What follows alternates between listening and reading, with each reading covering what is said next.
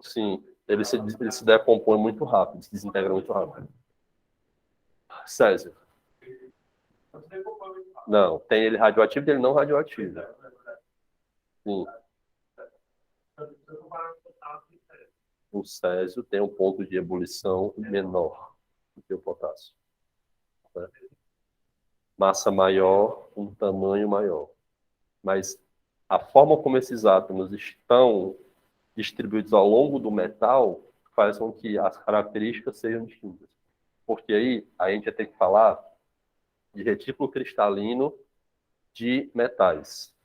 Aí no retículo cristalino de metais tem vários arranjos possíveis para o elemento metálico. E aí a gente tem que começar a falar de um assunto que não é pertinente nesse momento para nós. Aí ia falar aquele lance lá, porque assim, ia ter que falar de semicondutores, das dopagens e tal. E já que é uma questão de dopagem, mas é uma questão bem simples a princípio. Então, isso aqui recorreria um conhecimento um pouquinho mais íntimo da parte de retículo cristalino metálico. Beleza? São. Sim, todos são metais. Sim. Sim. É um elemento metálico, mas o seu osso não é um metal. Por quê? Porque o cálcio não está na forma metálica no seu osso. Ele está na forma de fosfato de cálcio, por exemplo. E eu passo a ter um composto salino formado por um metal e dois não metais. E aí, quando eles se juntam, eles formam um composto que pode ter ou não propriedades dos elementos que a constituem. Normalmente tem propriedades distintas. O oxigênio é um gás, fósforo é um sólido e o cálcio é um sólido. Quando eu junto fosfato de cálcio, é um sólido, só que nem é um metal, nem é um metal. É só um sólido salino, cristalino. Certo?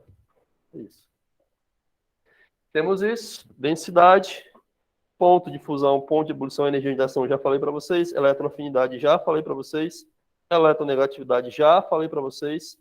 Eletropositividade é o inverso da eletronegatividade. Se comporta como radômetro. Eletropositividade. Eletropositividade é a tendência que o átomo tem de ganhar elétrons ou perder elétrons. Obrigado. Quanto maior o átomo, mais fácil ou mais difícil perder elétrons? Mais fácil. Então, a eletropositividade aumenta na tabela periódica, assim como o raio. Como o raio, Adriano?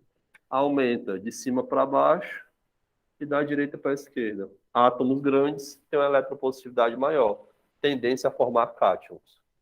Certo? Só isso. A afinidade eletrônica é a energia liberada após um átomo neutro ganhar um elétron e virar um ânion. É a tendência que o átomo tem de ganhar elétrons. É porque assim, ó, cuidado para não confundir de perder elétrons. Cuidado para não confundir eletronegatividade com energia eletroafinidade. Por exemplo, a tendência que eu tenho de sair desse ponto e ir para aquele é alta ou é baixa? Porque eu vou precisar escrever, vou precisar pegar os pincéis, é alta. Só que eu não saí daqui para lá ainda. Ou seja, mas existe uma tendência que eu me desloco para lá, beleza? Só que quando eu me desloco para cá e pego o pincel, tem uma energia envolvida nesse processo. Essa energia é a chamada eletroafinidade. Então, o átomo ele pode vir a ganhar um elétron. Quanto maior for a eletronegatividade, maior a tendência dele ganhar. Mas ele não ganhou ainda. Quando ele ganha, ele se estabiliza e perde energia. Esse é o processo de eletroafinidade. Então, para que a eletroafinidade exista, eu preciso da eletronegatividade. Para que um fenômeno aconteça, eu preciso que a tendência que esse fenômeno aconteça exista.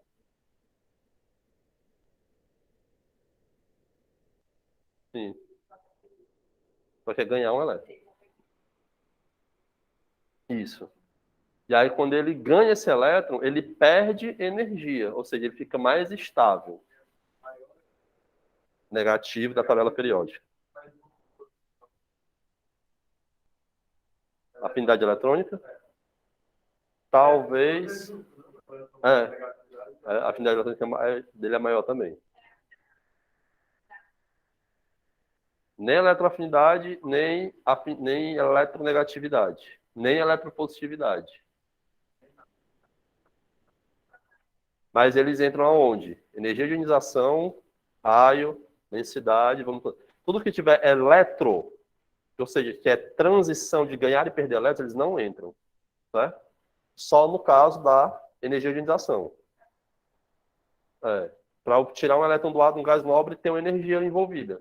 É altíssima a princípio, certo? Mas eletropositividade, eletroafinidade e eletronegatividade, os gases nobres não participam dessas conjunturas, certo? Não participam. E aí a gente tem também a fila de reatividade, né, dos metais e dos não metais. Dos metais, o que é a reatividade? Um metal, ele quer ganhar ou perder elétrons? Perder. Se você olhar, os metais estão por onde? Estão por aqui quase tudo, né? E aqui são quem? Os ametais e os semimetais. Mas não vou nem falar de semimetais, não. Vou classificar como sendo ametais, certo? A maioria dos metais é doida para perder elétron, enquanto os ametais querem ganhar elétrons. A reatividade é como que esses materiais estão para perder e para ganhar elétrons. Quanto maior a tendência de um metal perder elétron, mais ou menos reativo ele é. Mais reativo. Então, na fila de reatividade, a gente começa com os metais, que são ditos comuns, ou não nobres, mas eu vou colocar comuns, tá? Que são quem? Família 1A, família 2A, e alguns metais da família de transição, do grupo de transição. Depois eu venho quem? O hidrogênio. Ele é reativo, mas ele não é tão reativo quanto os metais comuns. Depois do hidrogênio, os chamados metais nobres. Cobre, platina, paládio, ouro e prata. Certo? São esses daí, no caso, o último é o ouro, certo? Se o ouro é o menos reativo, ele não quer fazer o quê? Perder elétrons. É tanto por isso que o ouro é um dos metais mais preciosos que a gente tem. Por quê? Porque ele é muito estável frente a oxidações. O ouro você pode colocar na frente de qualquer substância. Dificilmente ele vai ser oxidado. Ou seja, dificilmente ele vai se degradar. Ele vai permanecer ouro metálico. Tá? Se você pegar um ferro, se você colocar junto de um potássio ou de um cálcio, ele não reage, ele fica ferro. Mas se você botar ele, por exemplo, próximo de um ácido que tem hidrogênio, ele vai ser corroído. Então, para certas coisas ele é bom, para outras ele não é tão bom. Esse conceito é muito importante quando a gente vai vendo pilhas dos metais de sacrifício. Mas aí é outro papo, beleza? Pronto. A prata é tão desvalorizada comercialmente pelo sentido do quê? Porque a gente tem muita disponibilidade de prata no mercado. E o que acontece? É bizarro, porque assim, a prata, se você pegar a prata de cordão, de joia, é pura. É só prata. Não tem nem outra coisa. É prata. Se você pegar qualquer ouro de bijuteria, ouro de joia, é sempre uma mistura de vários metais. Não é nada puro. E aí é até um negócio que, se vocês assistiram Baco Exu do Blues, tem até uma música que eles falam, né? Num vídeo, né? Eles perguntam por que, tipo, a prata é tão desvalorizada, como você perguntou, já que é um metal puro. É usado puro, enquanto que o ouro é usado em misturas. Aí vai várias questões econômicas, uma das quais é porque a gente tem muito mais disponibilidade de prata do que de ouro.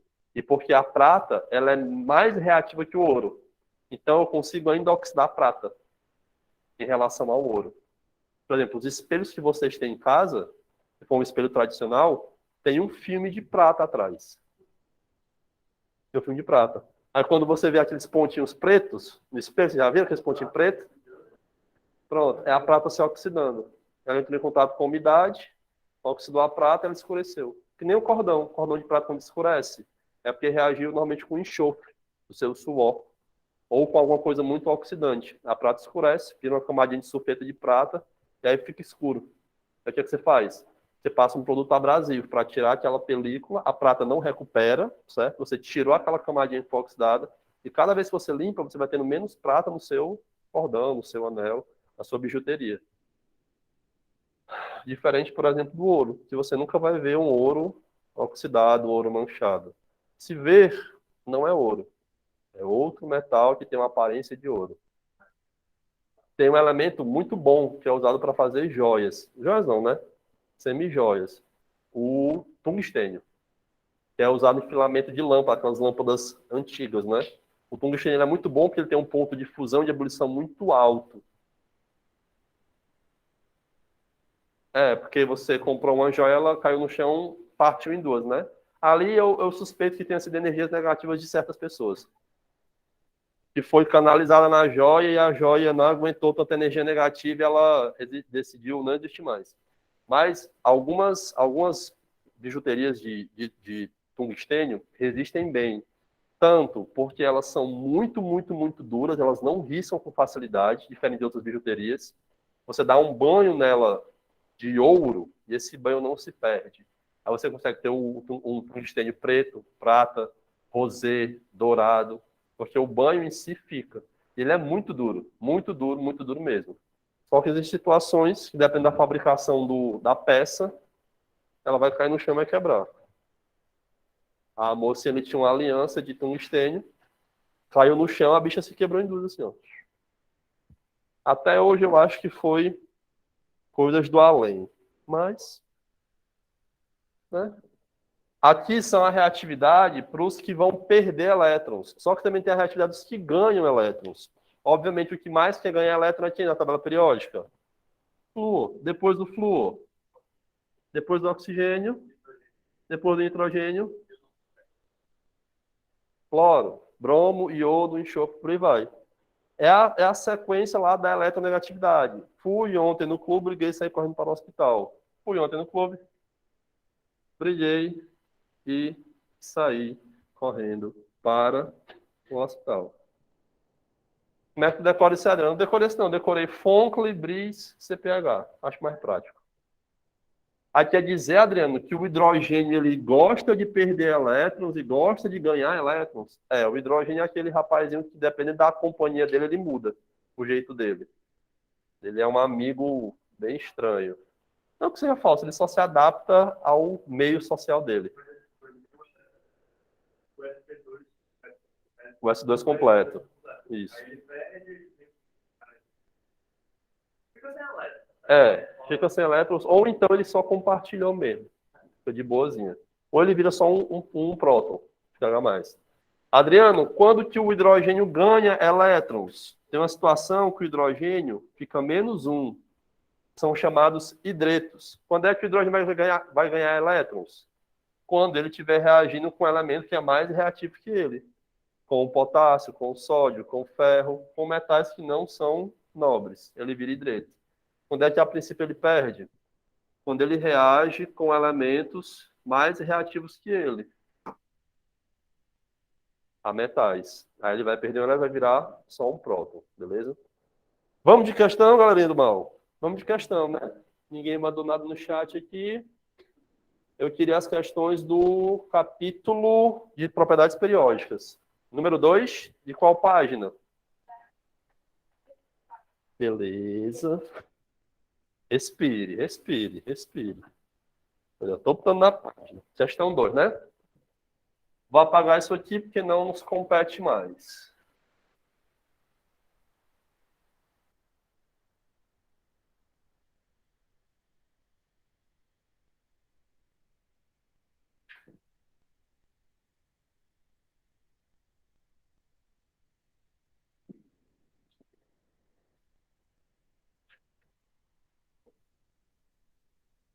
Número 2. Página 384.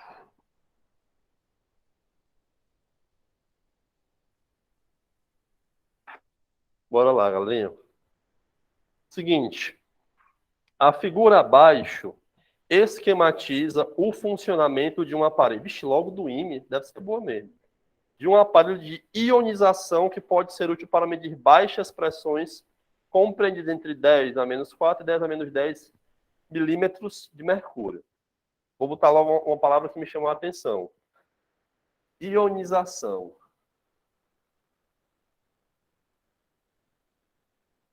Certo? Ionização. Bora aqui.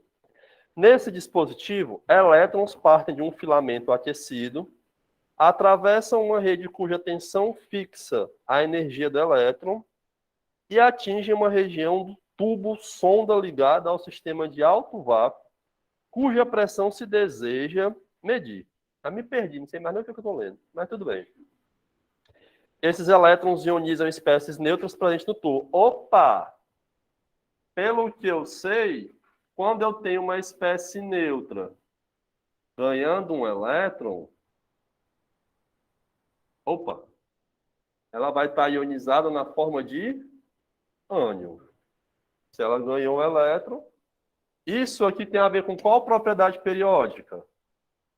Eletroafinidade, ou afinidade eletrônica, certo? Nem sei se é sobre isso, mas isso daqui foi o que eu li até agora, tá bom? Aqui são atraídos por uma placa coletora negativa. Ah, formou íon, foi positivo. Já é isso. Tem negativo. Eu tenho, então... Ai, já perdi a conta de quantas camisas eu sujei com tinta desse jeito. Então ele falou assim, eu tenho uma espécie neutra, o elétron vai passar aqui e vai ionizar, deixando essa espécie positiva. É como se o elétron arrancasse outro elétron daqui. Tá? De como isso acontece, não sei. Bora lá. É coletada por uma placa coletora, né? Além disso, produz uma corrente que pode ser medida e correlacionada com a pressão do sistema a vácuo. Portanto, quanto mais baixa a pressão, menor o número de moléculas neutras. Baixa pressão, a baixa quantidade de X0. Vocês talvez não estejam acostumados, mas lá na parte da físico-química, quando a gente coloca uma espécie, isso aqui é entre colchetes, né? Entre colchetes, aqui expressa concentração, tá? Ou seja, quanto menor a pressão no meu sistema, menor a concentração da espécie neutra e maior a concentração da espécie ionizada. Nem falou, mas eu já estou deduzindo isso daqui, certo? Obrigado, viu, Marinara? Foi tu que pediu essa questão, não foi? Foi a pessoa ali, né? Não, beleza. Não, é da galera do mal aí, né? Beleza. Beleza, não. Eu tô vendo se vocês querem minha queda. Portanto, menor o número de moléculas neutras e, consequentemente, menor o número de... Já é isso, macho. Menor o número de íons positivos formados no tubo.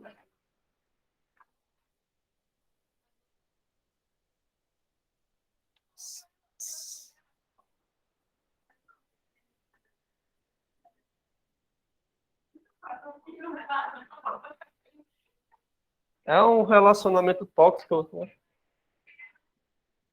Tudo bem. É porque eu acho também que acontece o quê, ó? Esses íons vão ser coletados pela placa negativa. Aí não vão ficar no tubo. Talvez seja por isso também. Né? Mas vamos aqui, vamos aqui. Deixa eu ver o desenho. Talvez com o desenho da turma da monja aqui eu consiga desenrolar.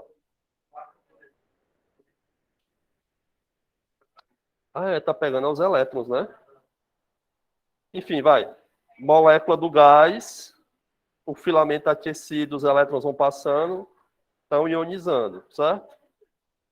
Ligação com o medidor de corrente, beleza. Então os íons se ligam com o medidor de corrente, beleza. E no tubo eu não tenho esses íons, ok. Beleza. O gráfico abaixo relaciona a primeira energização aos números atômicos respectivos elementos. Então a gente tem aqui energia de ionização, né? É isso daqui. A gente sabe que quanto menor o átomo, maior a energia para arrancar um elétron dele, é mais difícil.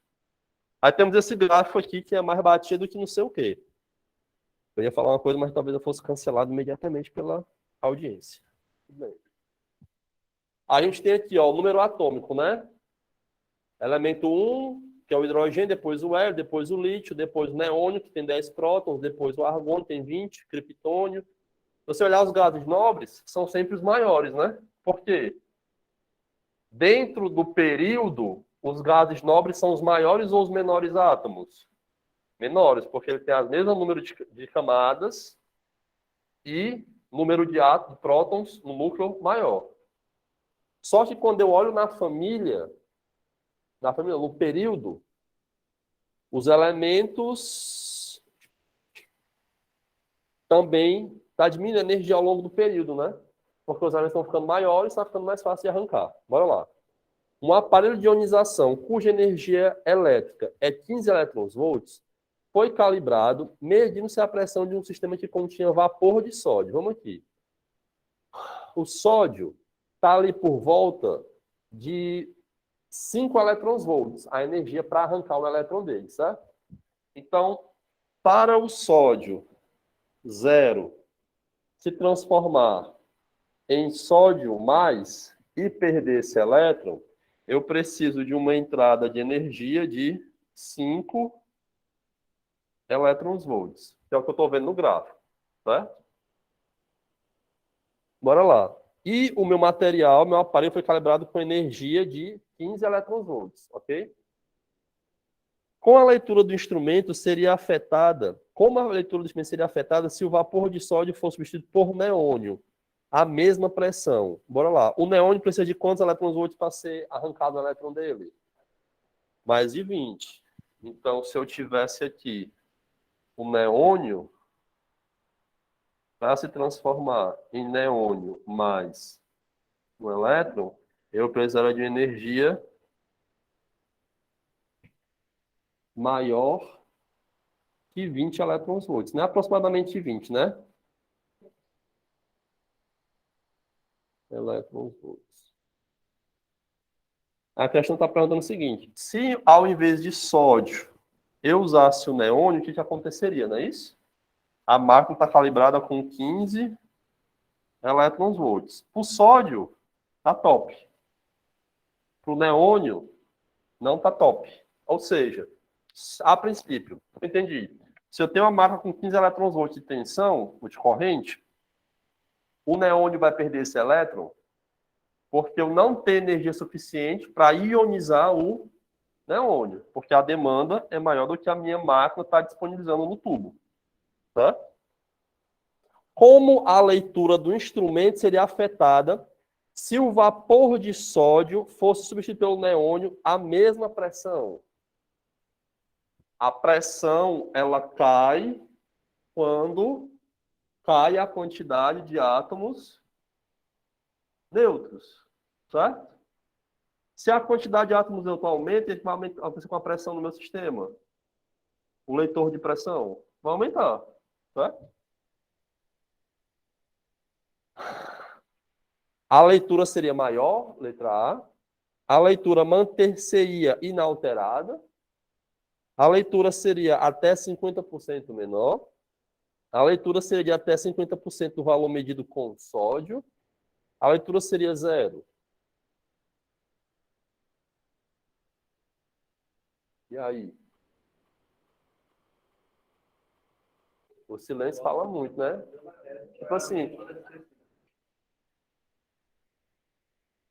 Tipo assim, a princípio, a gente não sabe, né? Mas, por o que a gente fez aqui, a leitura de pressão seria 0. Então, eu não teria átomos neutros no meu tubo.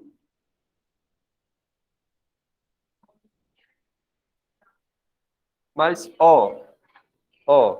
certo, certo. Mas vamos entender, ou tentar entender como que a máquina funciona. Eu vou ler de novo aqui o funcionamento dela para vocês, certo? Enunciado. Fala assim, ó. Esses elétrons ionizam espécies neutras presentes no tubo e formam íons positivos são atraídos por uma placa coletora negativa. A placa coletora está embaixo, certo? Isso está vedado, é um tubo vedado. Além disso, cadê?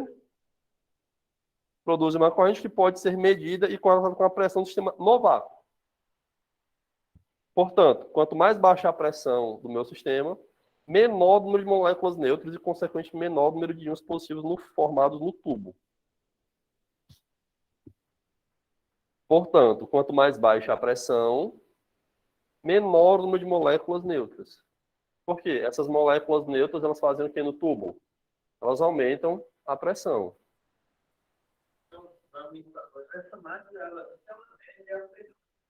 A princípio, sim, sim. O meu neônio vai continuar neutro. Por quê? Porque a máquina está dando só 15 elétrons-volts. Eu preciso de mais para puxar o elétron. Era.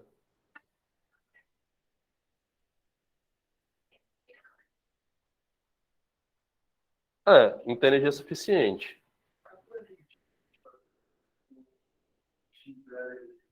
Não, multiplica não. São duas coisas diferentes.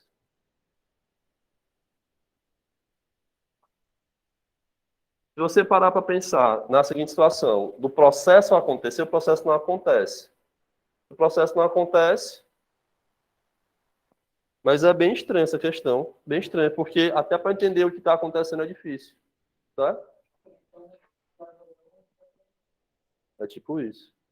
Mas basicamente, se você parar para se você focar só no processo em si, os elétrons volts não faz com que o meu átomo seja ionizado.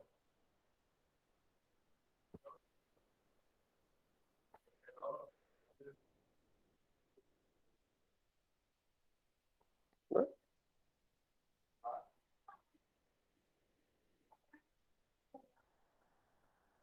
Ó, deixa eu ler só de novo aqui o enunciado, só mais uma vez. Na figura abaixo, esquematiza o funcionamento de um aparelho de ionização que pode ser útil para medir baixas pressões compreendidas entre 10 a menos 4 e 10 a menos 10. Ou seja, acontece a ionização e ele lê as pressões que são baixas nesse sentido aqui. Esse dispositivo para o equipamento aquecido, atravessa uma rede cuja tensão fixa a energia do elétron, atinge a região do tubo sonda ligado ao sistema de alto vácuo, cuja pressão se deseja medir. Espera ainda.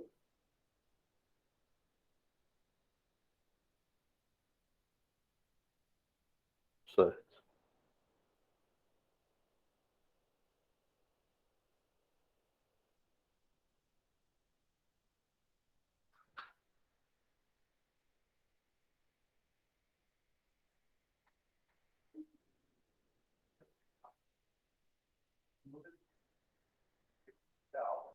Pois é. Pois é.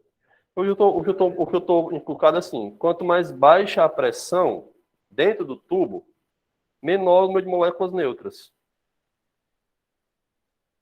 Se a pressão for zero, não teria moléculas neutras.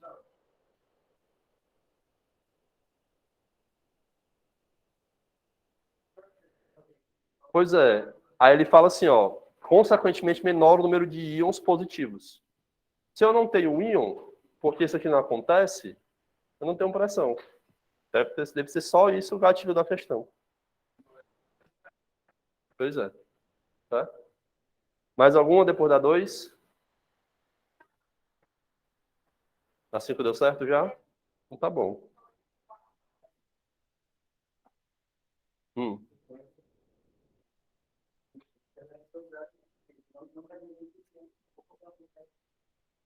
Os dois. A princípio, por não ter energia suficiente, eu não consegui trabalhar esse átomo neutro para ele virar um íon.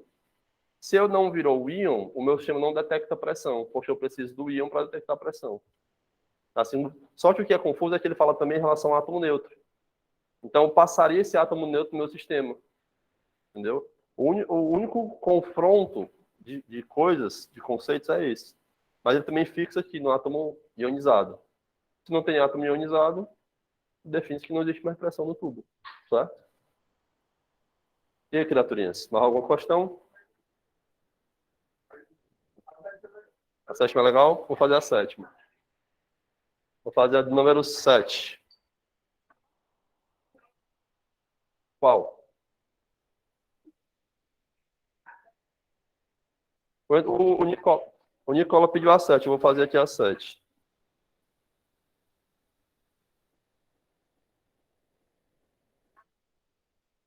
Deixa eu anotar só aqui. Vai, vou anotar assim. 5, 7, 9, 14 e 17. Mais alguma? Não é 17, não, é 19, né? Tá bom. Pode ser essas 5 só, né? É. Neném é 15. Vamos de 5, então. No final do século XIX, Mendeleev apresentou a sociedade russa. Vai falar um bocado de coisa aqui, texto desmotivante, né? Elemento berílio, cálcio, selênio, propriedade 1, propriedade 2. Do berílio era 1,12, do cálcio era 1,97, do selênio 1,40. Propriedade 2, 215, 141 e 225.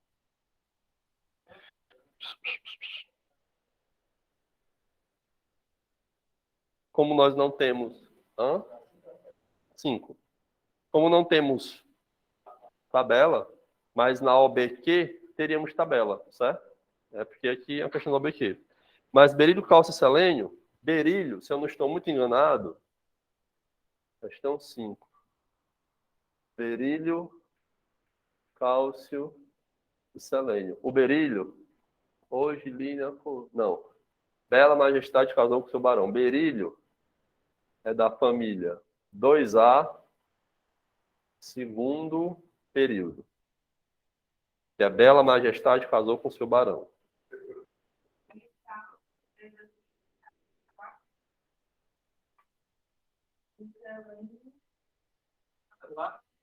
Seis A, quarto período.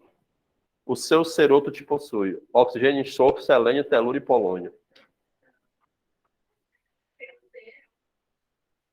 É porque, quanto mais bizarro, né? Já dizia o grande filósofo Samuel Gurgel, quanto mais idiota for a frase, mais rápido você aprende.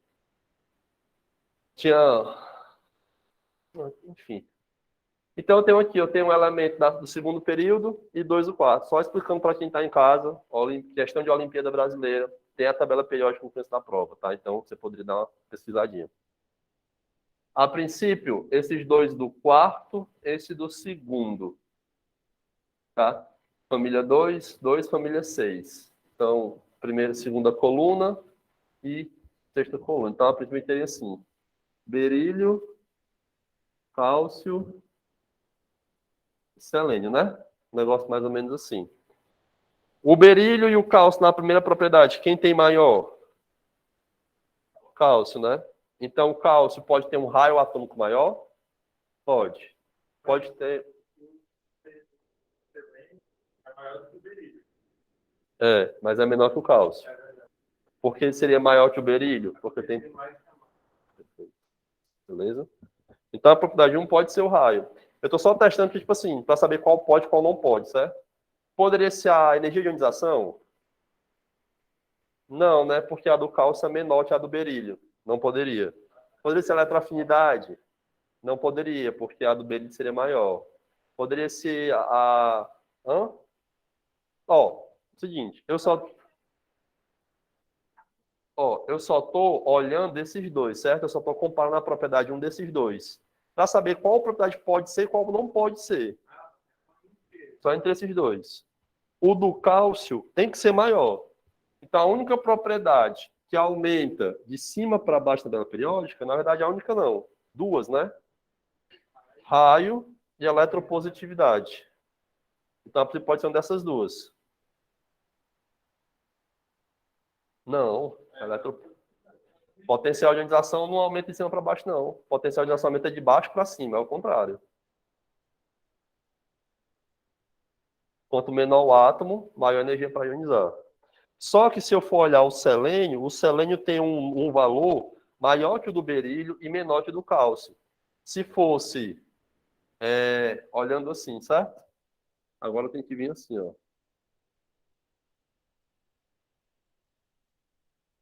O selênio é menor que o do cálcio. Eu estou comparando esses dois agora, certo? Eu falei que podia ser o raio e podia ser quem? Eletropositividade. O selênio tem eletropositividade menor que a do cálcio? Menor. O raio do selênio é maior ou menor que o do cálcio? Menor. Então, esses dois casos ainda pode ser, certo? Só que o selênio tem uma propriedade 1 maior que a do berílio. Maior que a do berílio, ele só vai ter se for mesmo o raio. Porque ele tem a quarta camada, ele só tem a segunda. Por mais que eu esteja mais à direita, ainda assim, eu tenho 4 camadas eletrônicas. Tá bom?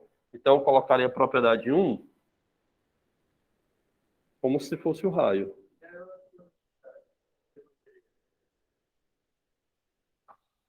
a eletropositividade do selênio é maior que a do berílio, porque a eletropositividade, a tendência que o átomo tem de perder elétron. Quem é que quer perder elétron mais, o selênio ou o berílio? Por ele ser um metal, por ele ser um não metal, o metal tem uma eletropositividade um pouquinho maior. A eletropositividade não aumenta da direita para a esquerda, aí não bateria, porque a do berílio é menor que a do selênio, ou é maior. Menor que a do selênio. Você não dá nada por ela, mas ela é mó legal. Beleza? Pois é. Oi? Perfeito. E na tabela, o valor do berílio é menor que o do selênio. Entendeu? É por isso que não pode ser eletropositividade. Tem que ser realmente o raio, a propriedade 1. Tá? Aí vamos para 2.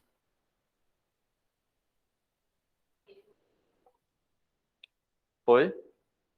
A densidade, ela de cima para baixo e dos cantos para o centro, né?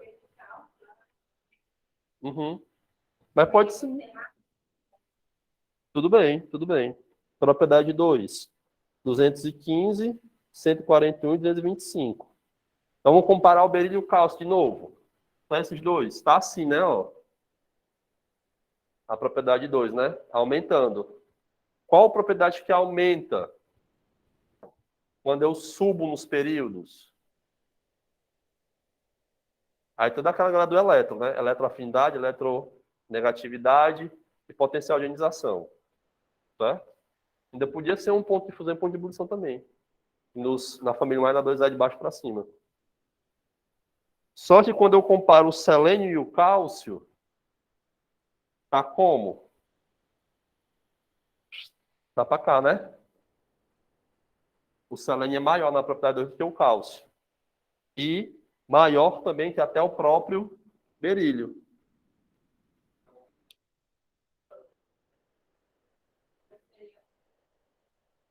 Era. Qual propriedade?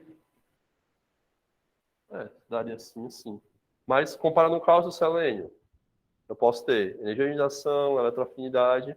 Comparando o berílio e o selênio, por mais que o berílio seja menor que o selênio ainda é maior. Em quê?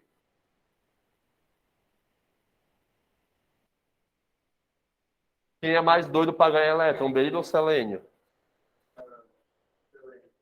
Selênio. Podia ser uma eletroafinidade, podia ser uma energia de ionização também. A gente fica com qual item? C. Raio atômico, potencial de ionização. Porque assim, por mais que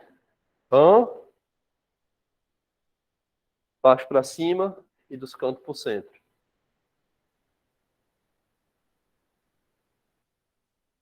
Capite?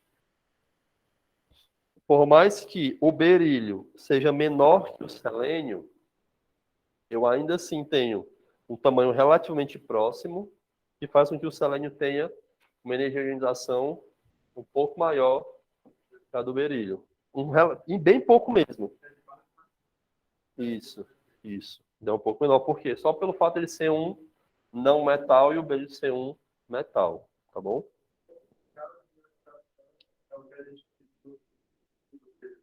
De arrancar o elétron. Tirar o elétron do meu átomo. Né? Só isso. Então ficaremos com o item C de casa. Depois da 5 a gente vai para 7, né?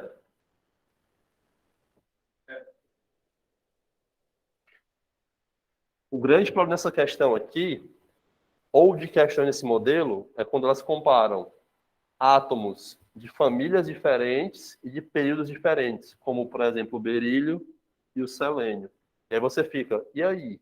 Qual propriedade eu vou puxar para um dos dois? Vocês percebem que tanto o raio é próximo, quanto a energia de ionização também é próxima. Mas ainda assim, o raio desse é um pouco maior. O raio desse é um pouco menor do que o desse. E mesmo assim, a energia de ionização é um pouco maior do que a desse daqui. Né?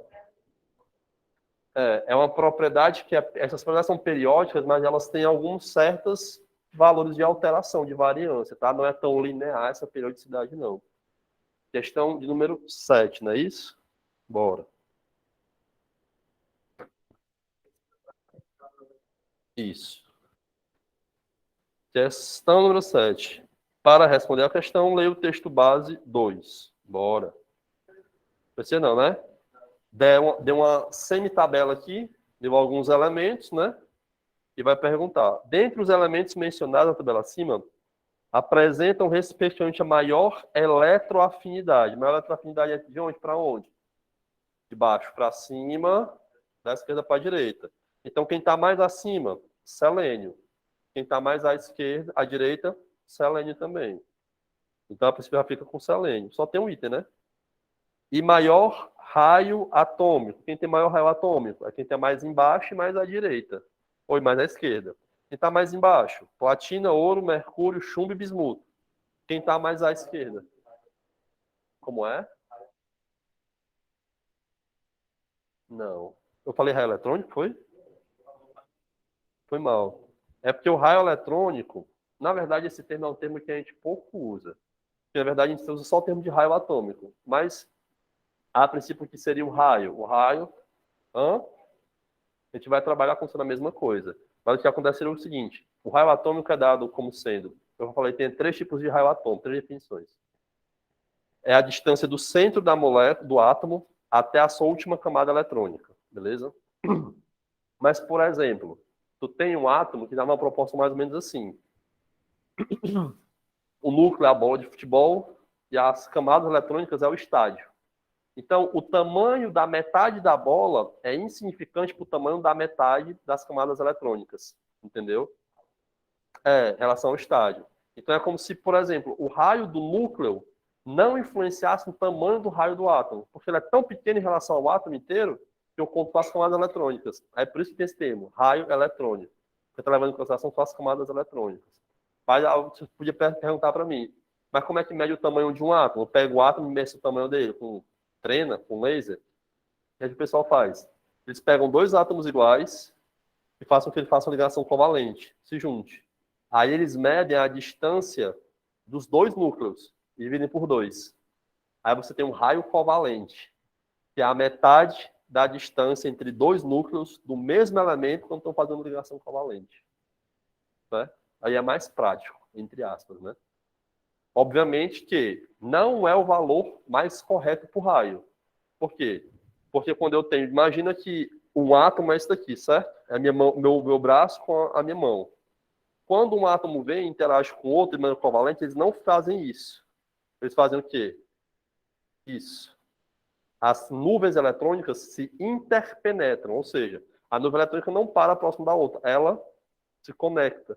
Então, existe uma perca de tamanho para os dois. A gente acaba desconsiderando. A gente não, é o pessoal que trabalha com isso, acaba desconsiderando. Certo? Mas falar que o raio atômico é similar ao raio eletrônico, a gente está desconsiderando só o tamanho do núcleo, porque é muito pequeno em relação à eletrosfera. Certo? Pode funcionar a mesma coisa. Vai se comportar do mesmo jeito na tabela periódica como o raio atômico normal. Certo? Resposta certa, letra A. Aí você podia perguntar assim, mas Adriano, a platina está no meio da tabela periódica, mancho. Tu não acha que, por exemplo, o vanádio e o próprio lítio são maiores do que a platina, não? Não, porque a platina tem 2 camadas eletrônicas em relação ao vanádio a mais e 4 camadas em relação ao lítio a mais. Ou seja, por mais que esteja mais para o centro da tabela periódica, essa quantidade maior de camadas deixa o átomo ainda maior, certo? Aí você fica naquela, eu levo em consideração o número de camadas ou o número de prótons no núcleo, né? Aí cada caso é um caso. Depois da questão 7ª, a questão de número 9. Questão 9ª. Claudiane, lê para mim essa notícia aí, para fazer diferente.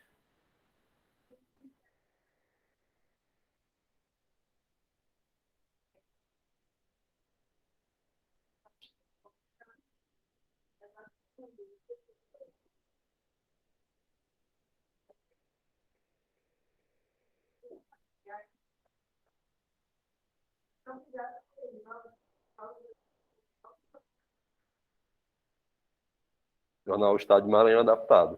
O grande babado é que muita gente já morreu tentando roubar a fiação elétrica, porque entra, pega no fio e morre mesmo. Descarga elétrica, o cara morre lá em cima, fica preso lá em cima. O cobre, o pessoal fala na questão que o cobre tem um alto valor comercial, mas o quilo do cobre não é muito caro, não, certo? Obviamente, se você roubar um bocado de fio, vai ter muito cobre para você vender. Mas o quilo do cobre não está mais que R$ 5, não, né? Tá mais que R$ 5, não. O alumínio, mais ou menos. O alumínio é um pouquinho mais caro que o cobre, mas essa é uma pergunta boa. Tipo, se pegar, sei lá, 100 metros de fio e tu conseguir tirar uns 70 quilos de cobre, 70 vezes 5 dá para fazer uma janta, entendeu? Vale a pena o risco. É, é, tem. Porque, assim, o alumínio, olha como a química ela é linda. Chega, eu fico todo louco. Se você pegar uma latinha de alumínio, certo? Vou pegar aqui com você, certo? Pegar uma latinha de alumínio e colocar ela para reciclar. Na hora que você estiver reciclando essa latinha, por ela ter uma área superficial relativamente grande, o oxigênio reage com ela e forma óxido de alumínio. Aí você vai precisar fazer o quê? Uma purificação. É por isso que o pessoal, quando faz a reciclagem do alumínio, ele compacta a latinha inteira para ter menos área superficial, para a reação com o oxigênio ser mais lenta. Tendo mais lenta, eu tenho menos óxido de alumínio formado. Então, eu preciso purificar menos o meu alumínio que foi reciclado. Para quem não sabe, se você tem aquelas grades de alumínio, ou portões de alumínio, ou janela de alumínio, quando você compra, ela é bem brilhosinha. Depois de um tempo, você vai ver, ela está toda meio acinzentada, como se fosse uma película esbranquiçada nela. Aquilo é o óxido de alumínio. O alumínio reagiu com ar, o oxigênio do ar, formou Al2O3, que é o óxido de alumínio, e vira uma película esbranquiçada no alumínio. Você passar a unha, você consegue, entre aspas, tirar e deixar meio que riscado. Mas é só óxido de alumínio. Serve para proteger o resto do alumínio, de outras oxidações. Mas esteticamente a gente não gosta. Gosta sempre brilhando. Mas é impossível ter o alumínio sempre brilhando. Graças.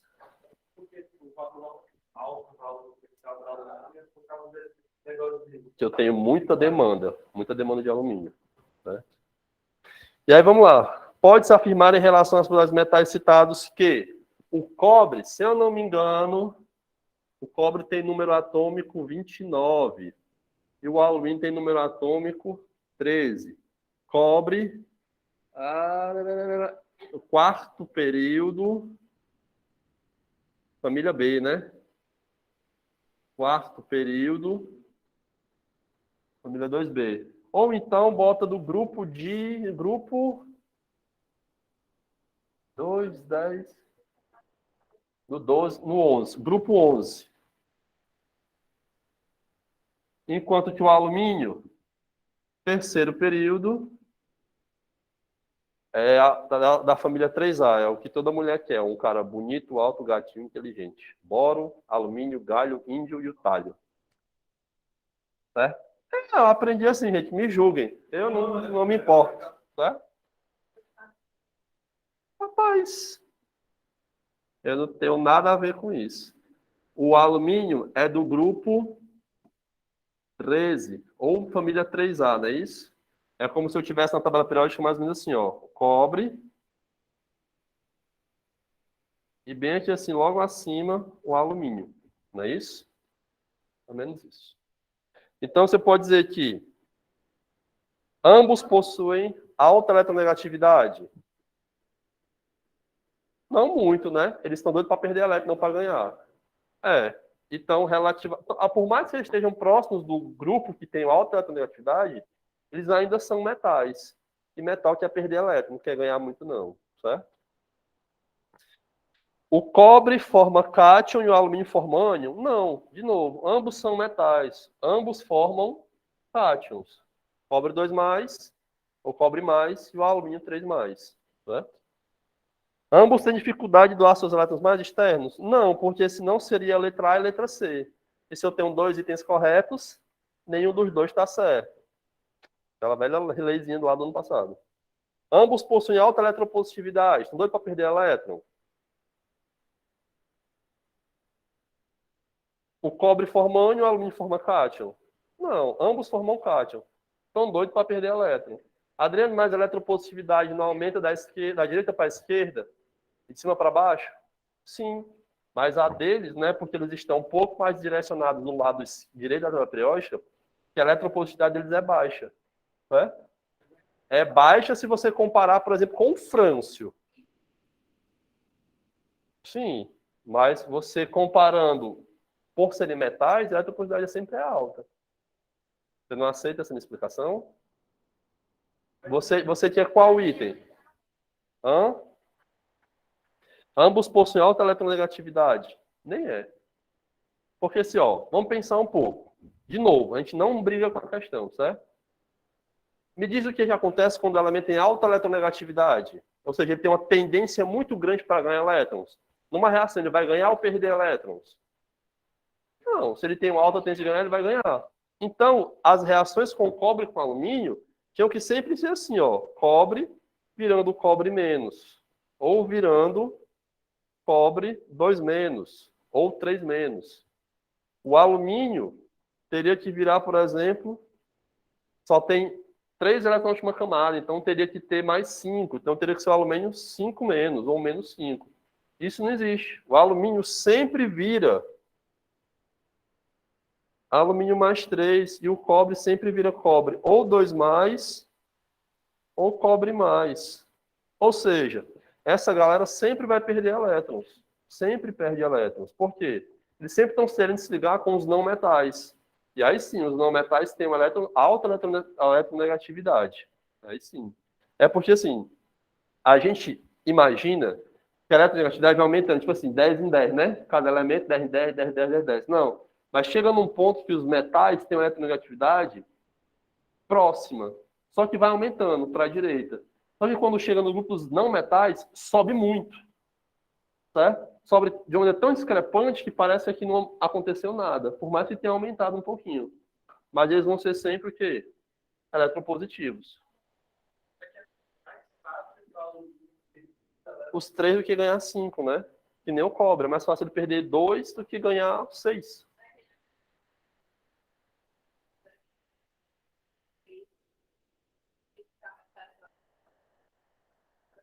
Aí, quando você tá... Pois então me diz... Pois me diz uma coisa aqui. Quem é esse elemento aqui? Pois então me diz por que o manganês vira mais 7. Bota aí, ó. KMnO4, permanganato de potássio. Não, negatives. Por que o elemento perdeu 7? Porque não pode dizer assim, não vou perder 7, não, eu vou ganhar 1 e acabou. Não é mais fácil ganhar 1 do que perder 7? É. Só que não, ali seria o magnésio. É porque o manganês, pronto, aí tem o subnível D. Aí o subnível D, quando tem subnível D, aí todas as regras que a gente aprendeu não funcionam mais. Subnível D vira bagunça. Subnível D, o octeto não tem nada a ver aqui. Quando você fala assim, normalmente os metais gostam de perder 1, 2 ou 3 elétrons, você está pensando nos metais da 1A, da 2A e os coitados metais que tem na 3A, que é quem? O alumínio, certo? Porque o boro é metal, não é metal, é ametal, não é metal. Então o boro, ele é um semimetal. E aí ele, não sei se ganha, não sei se eu perco, dependendo do que eu tiver, eu posso perder, eu posso ganhar 3. O boro é doideira, porque o boro nem tem orbital D, mas ele se estabiliza com 6 elétrons. Ele tem 3 na última camada, faz 3 ligações covalentes, aí fica com 6. O octeto é uma exceção à regra, certo? Não é uma regra. O octeto é uma exceção. Então, esses rapazizinhos aqui, cobre e alumínio, por serem metais, querem perder elétrons. O manganês pode chegar até mais 7 porque tem os elétrons da D, que está doido para perder também. Certo?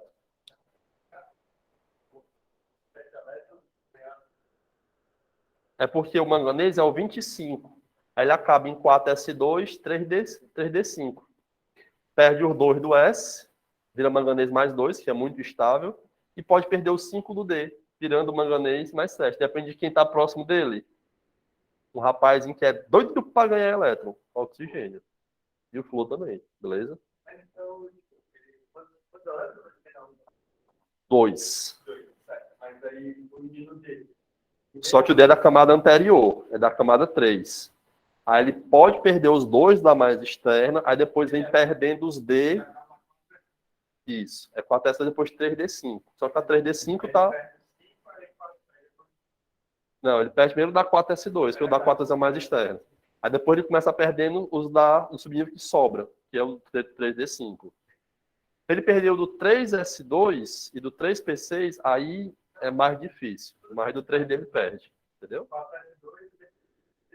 Isso. Aí ele pode perder só um do 3D5. Pode perder 2, 3, 4, pode perder 5.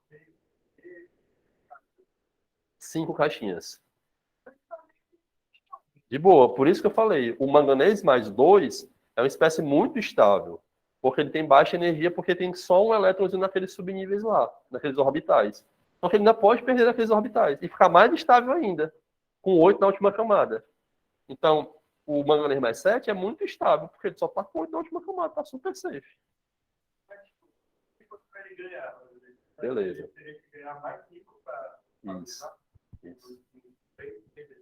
Isso. Ele ficar emparelhado direitinho. E aí, nesse balanço de ganhar mais 5, porque não é ganhar só mais 2, é ganhar mais 5 e perder 7, perder de boa. De boa, porque eu preciso. Com mais 5. A vida é louca. O octeto é o que eu digo. O octeto, quem inventou só para frescar, porque tem só uns 10 elementos que cedem o octeto. O resto.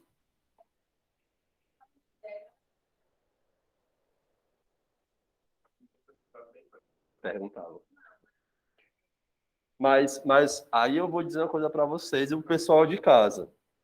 Eu sempre falo do meu tempo, porque meu tempo foi o que eu vivi. Eu não posso falar da história dos outros, eu falo da minha história. No meu tempo, eu vi o povo perguntando as coisas, eu podia pensar assim, poxa, se esse doido perguntar, eu quero saber, eu quero ver que nessa questão.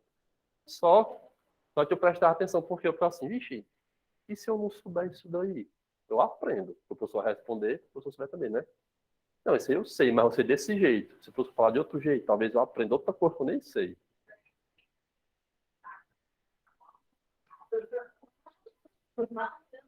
É mesmo, né? Então vamos acelerar. Vamos acelerar. 14. Isso tu pensa assim, tarde quando tu acabou de acordar, né? Quem dera, né? É só tua empresa, mas tu acorda essa hora aí. Então, 14. A ciência usa o recurso de modelos para explicar os fenômenos observados. Em muitas situações, o modelo de Dalton para o átomo é suficiente para entender alguns fenômenos. Mas a razão da periodicidade das propriedades físicas e químicas da tabela periódica só foi possível a partir do modelo do Bohr. Com relação às propriedades da tabela periódica atual, pode-se afirmar que a tabela periódica atual é do Moseley, não do Mendeleev. Moseley. Que é o número dos atômicos em ordem crescente. É o antes do atual. Vai. Porque o quê? Ixi, eu nem li nem A, mas eu vou chegar lá. Calma, o seu ponto A pode esperar. A modelar atômica. Letra A. Para cada coluna na tabela periódica, de acordo com o modelo de Bohr, os elétrons começam a preencher um novo nível de energia. Coluna não. Linha. Cada linha eu vou ter uma camada nova, ou seja, um nível de energia novo. Coluna eu continuo preenchendo aquele nível de energia. Letra B. A primeira energização corresponde ao elétron mais fortemente ligado ao núcleo. Não, o mais forte ligado ao núcleo é o último elétron que eu vou tirar. C. Ao longo de um período, o raio atômico diminui, portanto, a energização também diminui. Não, a energização faz aumentar. Diz, meu príncipe.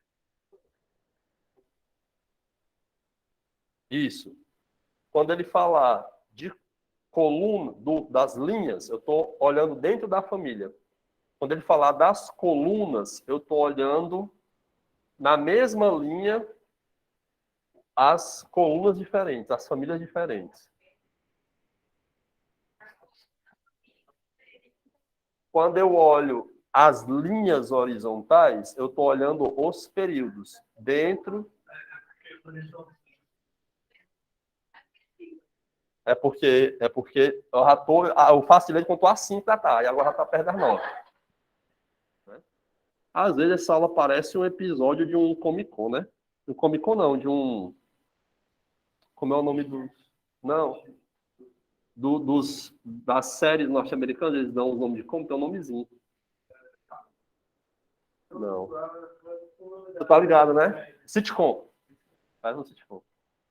Dentro falando nas linhas horizontais, nas linhas verticais, a gente está olhando só os períodos, certo? Olhando só as camadas eletrônicas, dentro de uma mesma família. Quando eu tenho uma linha horizontal, eu estou olhando o mesmo período, só que olhando famílias diferentes. Tá? Então, para não ficar. Isso, mesmo de camadas. Eu estou na C, né? Ao longo desse período, você me trabalha. Sim. Letra C. Os elétrons presentes no mesmo período, ou seja, no mesmo período, certo? Os elementos. É para ler qual? A 14, né? Foi mal. E eu olhei, aí eu olhei, cadê o item da 17? Deve estar na outra página. Ó, a primeira energia de ionização do sódio é maior que a primeira energia de ionização do cloro. Sódio, tá bem aqui assim, terceiro período. Cloro, tá bem aqui, também terceiro período. Quem tem maior energia de ionização, o cloro ou o sódio? O cloro, porque eles estão no mesmo período e o cloro é menor, porque tem mais prótons no núcleo. Aí a letra D fala aí, o quê? De acordo com o meu de Bohr, a primeira energia do sódio é maior. Não, é menor, porque ele é um átomo maior que o sódio, que o cloro, certo? Letra E. A variação das energias de ionização observada ao longo da tabela periódica está relacionada à distância dos elétrons ao núcleo. Perfeito. Quanto mais distante o elétron está do núcleo, menor é a energia de ionização. Ou seja, átomos grandes, onde o elétron está longe do núcleo, a energia é bem pequenininha. Átomos pequenos, como por exemplo o flúor, os elétrons estão próximos do núcleo, por isso que a energia de ação é alta. Então a relação energia de ação é a relação à distância dos elétrons para o núcleo. Beleza? Letra E, a 14. Ela já queria que eu fosse pro gabarito, né? Isso é bom demais. É, mas assim, uma dúvida pontual, né? Ela...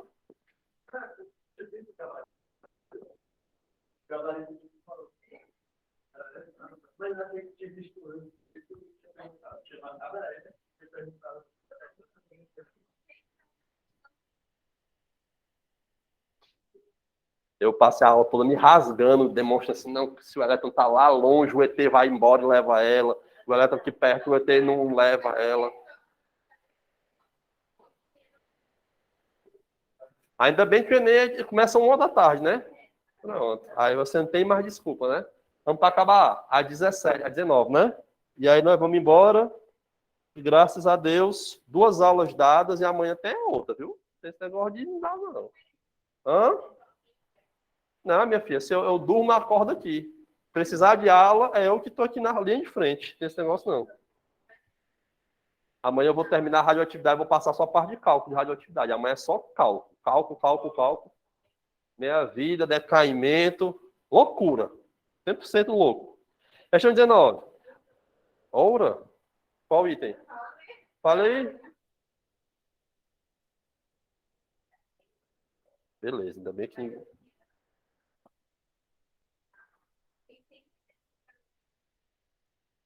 Tá bom.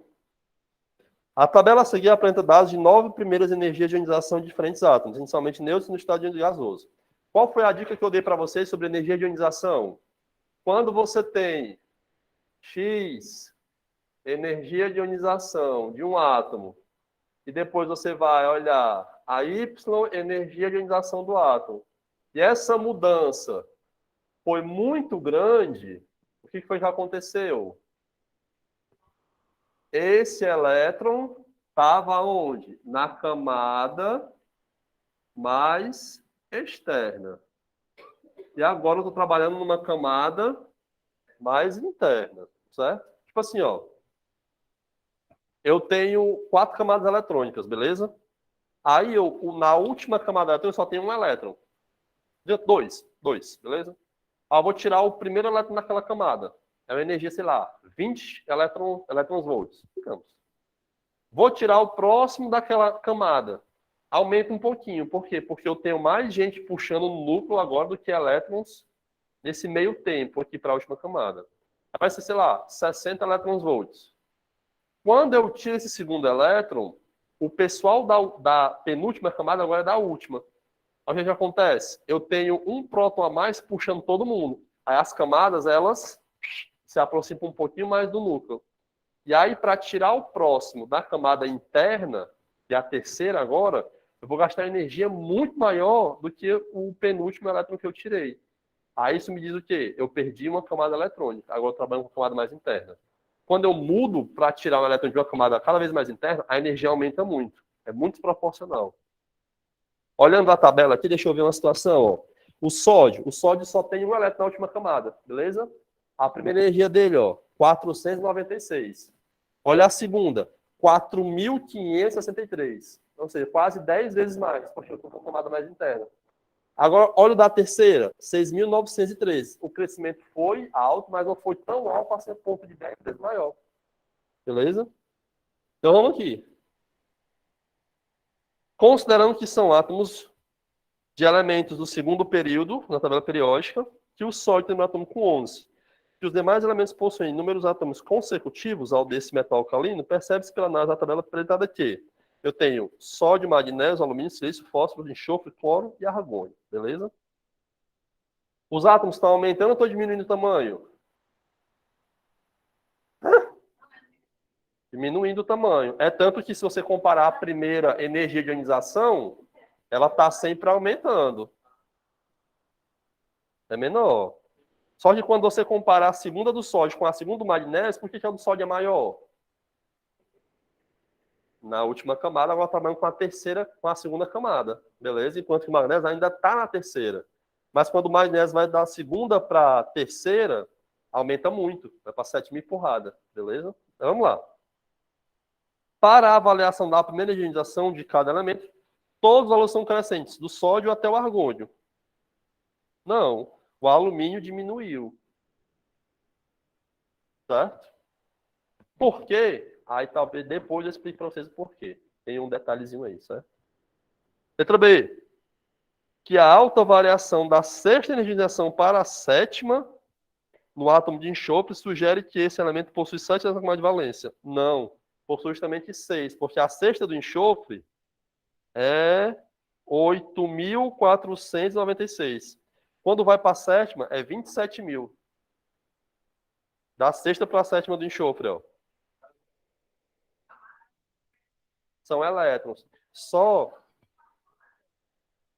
Não. Não. O enxofre, ele só tem 3 camadas eletrônicas, porque está no terceiro período. Certo? Só que na terceira do enxofre ele tem 6 elétrons. Porque da sexta para a sétima a variação é altíssima. Então ele perdeu a última camada. No sexto elétron que ele foi retirado. Pronto. Entendeu? Ó. 3s2, 3p4. Não, 16. Oxigênio é 8. 3s2, 3p4. Não, não precisa. São 3 camadas. Na última camada tem 6 elétrons. E aí, quando ele perde o sexto... Não. 1s2, 2s2, 2p6, 3s2, 3p4. A questão fala que todos são no terceiro período.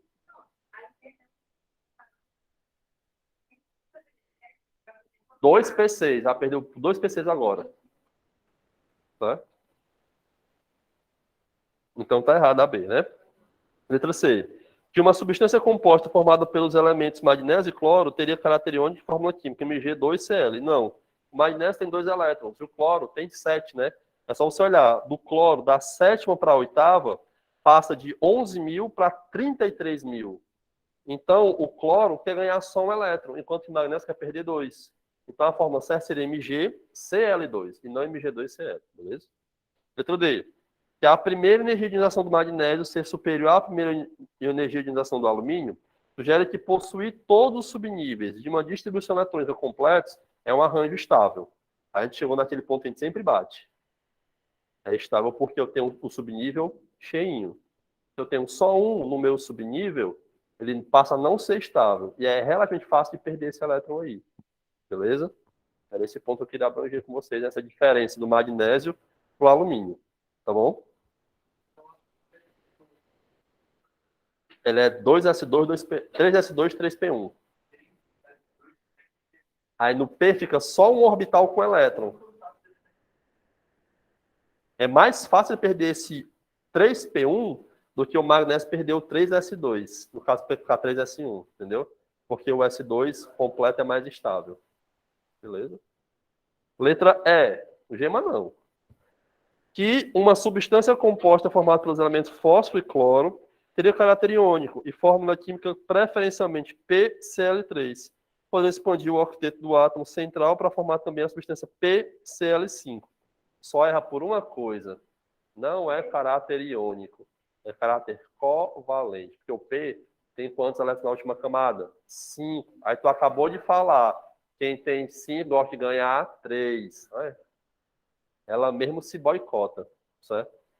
Mas a parte final tá certa. Lembra que eu falei para vocês? Aqueles arranjos dos elétrons nas caixinhas tem uma variação de energia por conta da estabilidade. É muito melhor eu ter esse arranjo aqui, ó, tá? Do que ter esse arranjo aqui.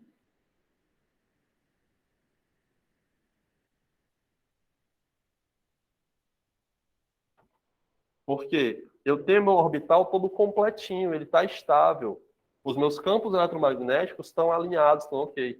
Aqui não, aqui eu tenho um elétron que não está dando harmonia para o arranjo eletrônico. Então eu quero todo para perder esse elétron aqui, a porcaria. Entendeu? Se ele tivesse assim, não seria bom, porque a outra situação boa, que é além dos todos preenchidos, é todos semi-preenchidos, que é o caso de quem? Do nitrogênio. Aí tu tem antes do nitrogênio, tu tem quem? O fósforo, né? O fósforo tem quantos elétrons? Nitrogênio. Tem 4 na última camada. Ou seja, para perder esse elétron aqui do fósforo, é mais fácil do que perder esse aqui do nitrogênio. Porque esse arranjo é mais estável do que esse.